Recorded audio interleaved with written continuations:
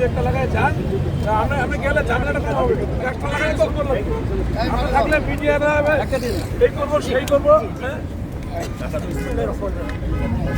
আপনি যে মাটি থেকে সব পলিথিন টলিথিন সব বেঁচে ফেলছেন।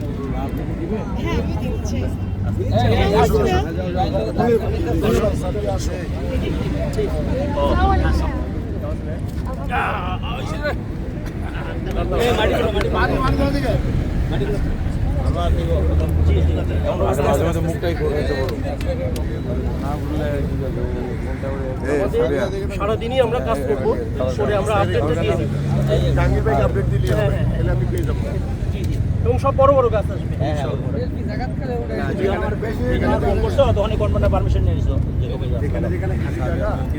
যেখানে ভেঙে গেছে ওই জায়গাগুলো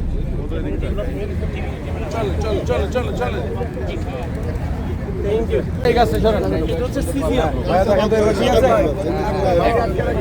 না না পরে পরে পরে পরে পরে পরে অসুবিধা পরে দাদা ম্যাচ পাইছে।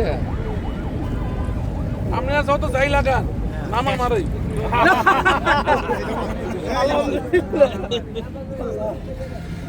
এই ব্যানার পাশের থেকে মাটি এদিকে দেন পাইনি। হ্যাঁ ওকে, ওই যেটা বললো সব ভিডিও করে আমরা পাঠাবো। আমি বস্তান দিয়ে দিয়ে দেবো। এটা পরে এটা অন্য কেউ লাগাবেন, আর এটা শেষ করবে স্যার। এটা শেষ, এটা অন্য কেউ লাগাই দিচ্ছে।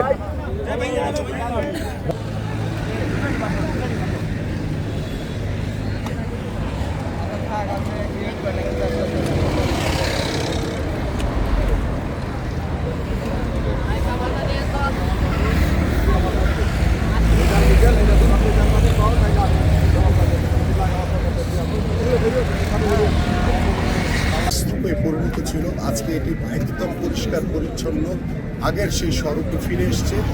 এবং গতকাল আমি বলেছিলাম যে আমাদের এই জনসমুদ্রের মাধ্যমে কিছু গাছপালা নষ্ট হয়েছিল, কিছু গাছপালা ভেঙে গিয়েছিল।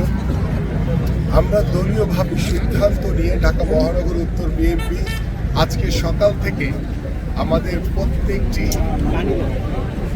300 ফিটের যে আইল্যান্ডগুলো রয়েছে সেখানে আমরা যে গাছগুলো ক্ষতিগ্রস্ত হয়েছে সেখানে আমরা নিম গাছ সহ বিভিন্ন ফলজ গাছ সহ বিভিন্ন ফুলের গাছ আমরা লাগাচ্ছি। এবং সারাদিন ব্যাপী আমাদের ইতিমধ্যে আমরা নার্সারি থেকে প্রায় 200 থেকে 300 গাছ আমরা সংগ্রহ করেছি। এবং প্রয়োজনে এই গাছগুলো লাগানোর পরেই যদি আরও গাছ কোথাও যদি ফাঁকা থাকে, সেখানে গাছ যদি ভেঙে থাকে, সেখানেও আমরা পর্যায়ক্রমে আজকে সারাদিন ব্যাপী আমাদের এই বৃক্ষরোপণ কর্মসূচি চলবে।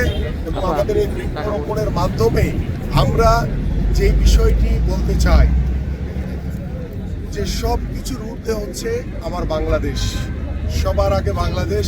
সেই সবার আগে বাংলাদেশকে সৌন্দর্য বন্ধন করে রাখার জন্য আমাদের দলের পক্ষ থেকে, আমাদের মাননীয় ভারপ্রাপ্ত চেয়ারম্যান জনাব তারেক রহমানের পক্ষ থেকে, আমাদের বাংলাদেশ জাতীয়তাবাদী দলের প্রত্যেকটি নেতাকর্মীদের পক্ষ থেকে আমরা আমাদের সামাজিক যে দায়বদ্ধতা রয়েছে সেই দায়বদ্ধতা থেকে আমরা আমাদের এই ধরনের সামাজিক কার্যক্রমগুলো বিগত সময়ে আমরা করেছি এবং আগামীতেও আমরা এই কাজগুলো অব্যাহত রাখব।